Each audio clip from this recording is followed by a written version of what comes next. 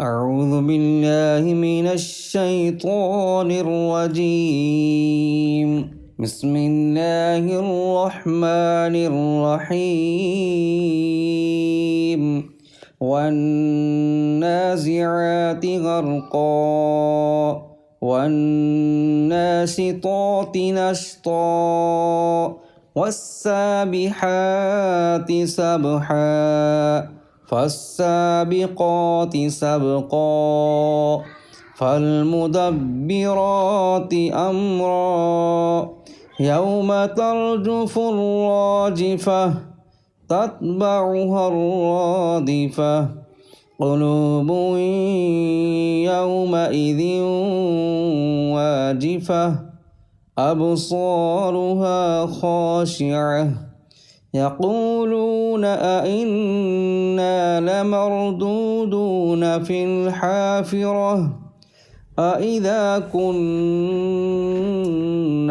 عظاما نخرة قالوا تلك إذا كرة خاسرة فإنما هي زجرة واحدة فإذا هم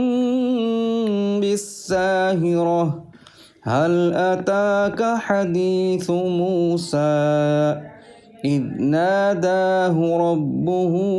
بالوادي المقدس طوى اذهب إلى فرعون إنه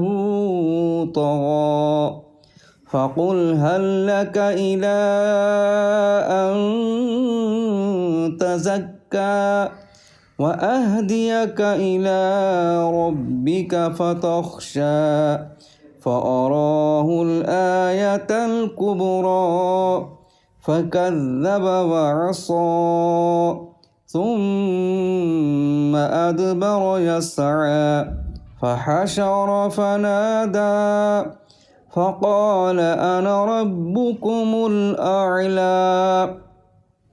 فأخذه الله نكال الآخرة والأولى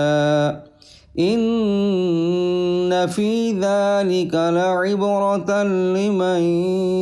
يخشى أأنتم أشد خلقا أم السماء بناها رفع سمكها فسواها وأغطش ليلها وأخرج ضحاها والأرض بعد ذلك دحاها أخرج منها ماءها ومرعاها والجبال أرساها متاعا لكم ولأنعامكم فإذا جاءت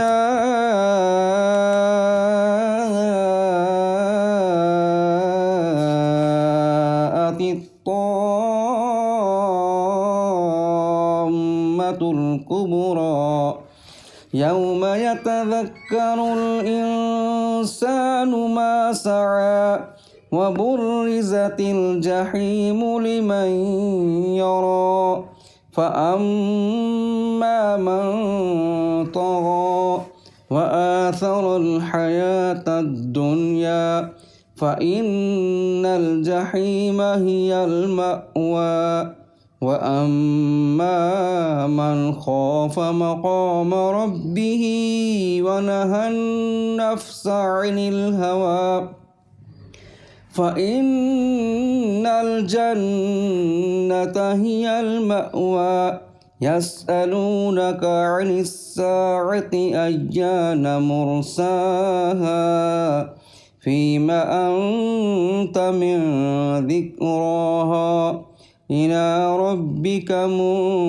منتهاها إنما أنت منذر من يخشاها كأنهم يوم يرونها لم يلبثوا إلا عشية أو ضحاها صدق الله العظيم.